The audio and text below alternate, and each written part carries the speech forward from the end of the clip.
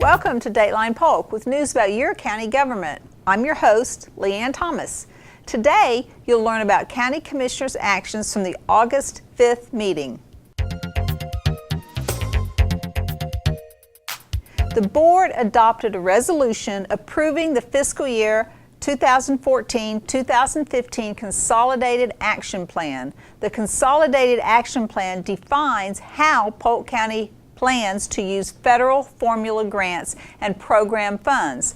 The plan's funds include more than $2.9 million from the Community Development Block Grant, approximately $850,000 from the Home Investment Partnership, and approximately $240,000 from the Emergency Solutions Grant, and approximately $279,000 remaining from the last fiscal year's Community Development Block Grant due to lower than expected construction costs. The board approved a modification to the consultant services authorization with Jacobs Engineering Group Incorporated, adding $190,000 to the not-to-exceed fee and 730 days to the contract time for general engineering consultant services for various transportation community investment program projects. Half of the funding for this modification comes from the Transportation 1 Mil Fund and half from the 317 Road Projects Fund. The item we brought before the board today was a modification to an existing consultant services agreement under our general engineering contract, and that will provide services for Jacobs Engineering to provide plans reviews, some design, some permitting issues that come up throughout the year, and it gives us the flexibility to be able to utilize them by just issuing a task order rather than bringing another consultant services agreement for every single item. Therefore, we're more productive and provide a quicker response to the issues that arise throughout the year.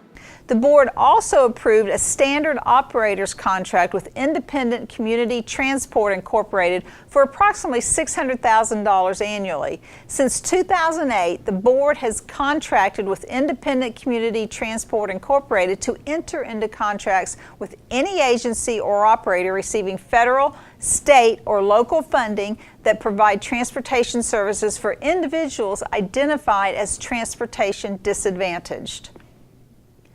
The board received funding requests from 13 nonprofit agencies for fiscal year 2014-2015, totaling approximately $1.3 million. County Manager Jim Freeman budgeted $450,000 and explained to the board that any funding to agencies more than the $450,000 would need to come from reserves. The board approved limiting agency funding to the $450,000 from the general fund. Before discussing which agencies to fund, Commissioner Lindsay made a motion to separate funding requests from Polk Arts Alliance, Keep Polk County Beautiful, and a portion of Polk Vision's requests, with these agencies being funded from other revenue sources. The motion passed 4-1 with Commissioner Dantzler voting against. Commissioners then each selected the 6 agencies they would like to fund. Agencies that received 3 or more votes would be considered for funding. Agencies selected include Circle of Friends Ministry, Citrus Center Boys and Girls Club, Humane Society of Polk County, Polk Training Center for Handicapped Citizens, Polk Vision's remaining request, SPCA Florida, and Tri-County Human Services. The board will deliberate at their August 12th work session before determining how funds will be allocated. Representatives from the agencies will be available to answer commissioners' questions if needed. Polk County Comptroller Stacy Butterfield made a presentation to the board about the establishment of the Department of Inspector General within the Clerk of Courts. Today, I took the opportunity to present to the board the establishment of an Inspector General Department in the clerk's office. When I became the clerk in January of 2013, one of my goals was to enhance transparency and accountability in county government. And to achieve that goal, one of the things was to establish an Inspector General Department. not only establish it, but have an accredited department. And we are working on our accreditation. It's a 2-year process through the Florida Commission on Law Enforcement. I'm proud to say that we are about 3/4 of the way through the process. It's a rigorous process, and I'm proud that we have made substantial strides.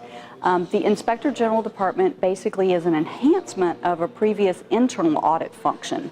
As the clerk, I am the county's clerk, accountant, and auditor to the Board of County Commissioners. And so the Inspector General Department not only performs internal audits of the county's operations to promote efficiency, accountability, compliance, effectiveness, and all that, but we have also added an investigative function where the public or anyone can report suspected fraud, waste, or abuse. And then we've also added guardianship audits. Those are intended to help protect some of the county's most vulnerable citizens. So we have 5 staff members. We are fully operational, and in the last year, since we have established the office, we've conducted 3 audits, about 6 other projects, 1 investigation, and 149 guardianship audits over the past year. So we look forward to working with the county.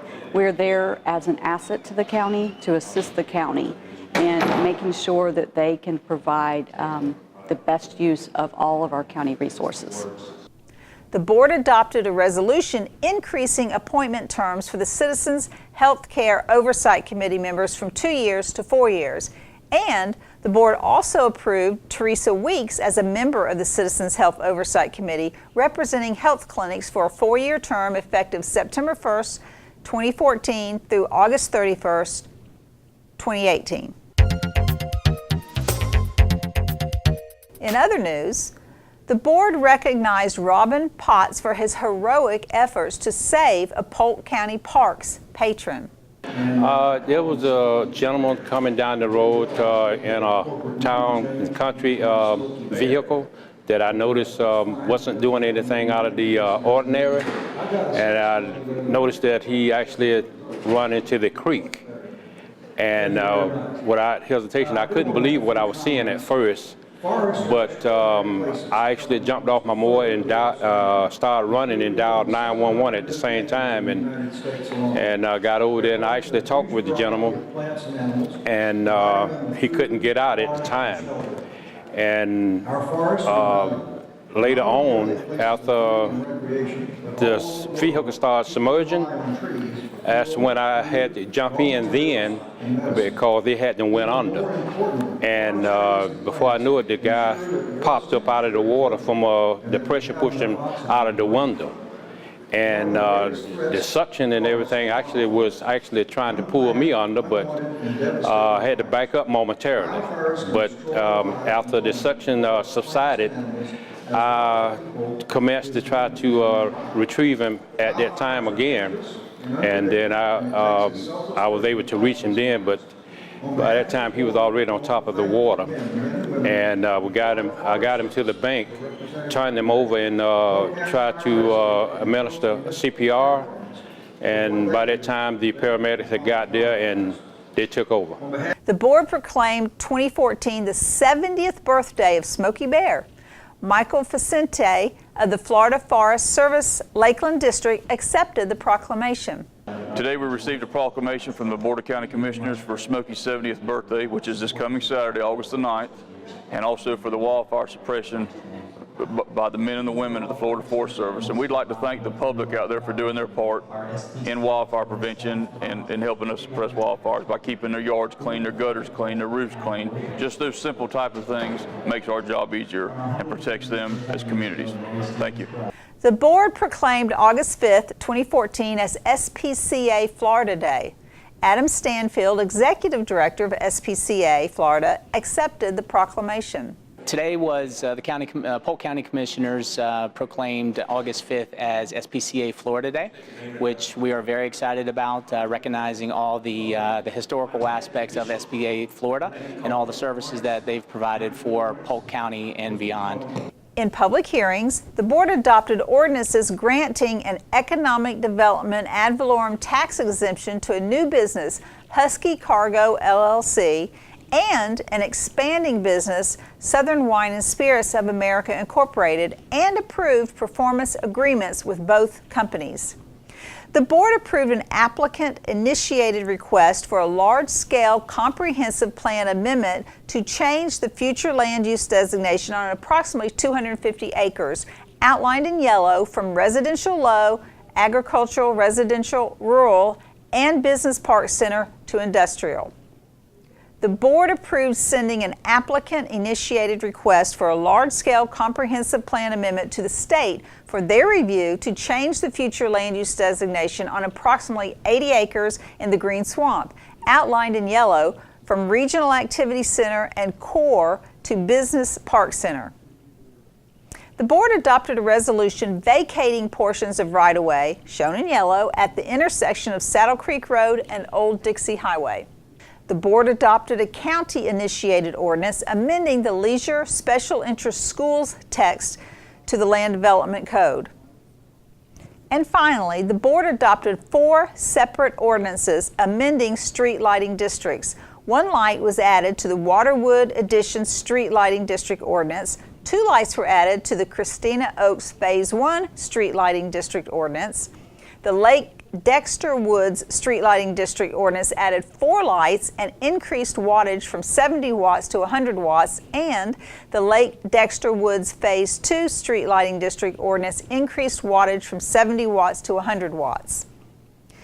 Now let's go to R.J. Walters from the Transportation Planning Organization with the roads update.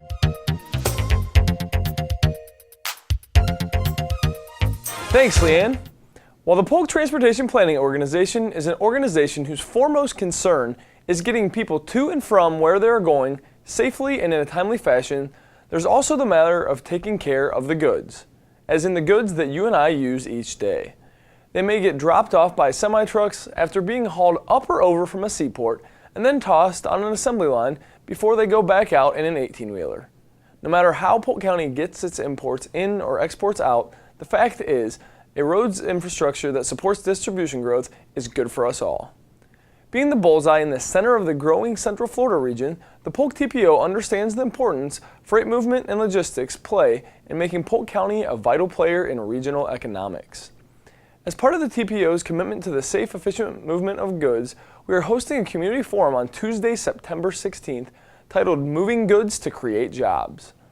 In partnership with the Winter Haven Economic Development Council, the Florida Department of Transportation, and several private industry leaders, the TPO wants to share resources that can help business owners understand the future of freight movement in Polk County and engage the public about how we can support job growth in these industries while still maintaining efficient travel conditions throughout the region.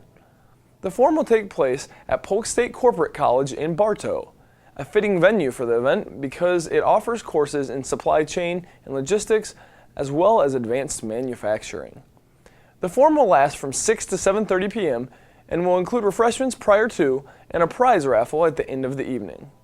In the next few weeks, look at the Polk TPO's website, polktpo.com, or join the TPO on social media on Facebook or Twitter to see who will be speaking at the forum and other timely details. As for the here and now, let's move right into this week's road construction update. While there are no lane closures due to this project, drivers should be aware of the new traffic pattern in place for westbound motorists on US 92 turning north onto US 98. Traffic on US 92 will now have to stop at the intersection before making the turn. This is a permanent change as crews have removed the pedestrian island. Use caution while motorists get used to the new traffic pattern. Construction hotspots throughout Polk County where you'd be wise to slow down and pay great attention to what's in front of you during the daytime hours include Memorial Boulevard at North Brunel Parkway, Memorial Boulevard at West Pierce Street, US 27 from US 98 to West County Line Road, US 27 north of the entrance to Camp Inn Resort, US 27 from Ritchie Road to south of Berry Road where intermittent lane closures will be ongoing in both directions, Cumbie Road from US 98 to Ralph Road, State Road 60 from west of Saddlebag Lake Road to east of San Keen Road, State Road 60 at Alturas Road where the new traffic signal is fully functional, Wrecker Highway just north of Commercial Boulevard, 6th Street Northeast from Avenue A Northeast to Avenue C Northeast, and 4th Street Southeast from Avenue K Southeast to Avenue A Southeast, and State Road 17 from State Road 544 to Hinson Avenue in Haines City. And per usual, there's no shortage of nighttime construction either. If you're out late, look for orange barrels and big machines causing delays in the following locations. At I-4 from County Road 557 to the Osceola County line, US 98 from County Road 548 to Winter Lake Road, US 98 at Lakeland Central Park Center, US 98 from Daughtery Road to West Soakham-Lope Road, West Hall Road, US 98 from South Crystal Lake Drive to Winthrop Avenue, East Memorial Boulevard at Palmer Road, US 27 from Ritchie Road to south of Berry Road, where intermittent lane closures will be going in both directions. US 27 in Davenport from Berry Road to US 192. State Road 60 from State Road 17 to 11th Street. State Road 544 at Idlewild Drive. West Pipkin Road at Old Highway 37. State Road 546 between Kettles Avenue and Texas Avenue D. Cypress Gardens Boulevard in Winter Haven from Overlook Drive to US 27. South Parkway Frontage Road from Pipkin Creek Road to Underpass Road. And North Parkway Frontage Road from South Florida Avenue to Waring Road. That's the lowdown on the construction rundown. And for regular or emergency road updates, check out the Polk TPO on Facebook or follow us on Twitter. With information and updates on the planning that moves Polk, I'm RJ Walters. To keep current with programs and progress in the county, visit us online at polk-county.net or follow us on Facebook and Twitter. We encourage you to join us at the next scheduled board meeting at 9 a.m. on Tuesday, August 19th. Thank you for watching this edition of Dateline Polk.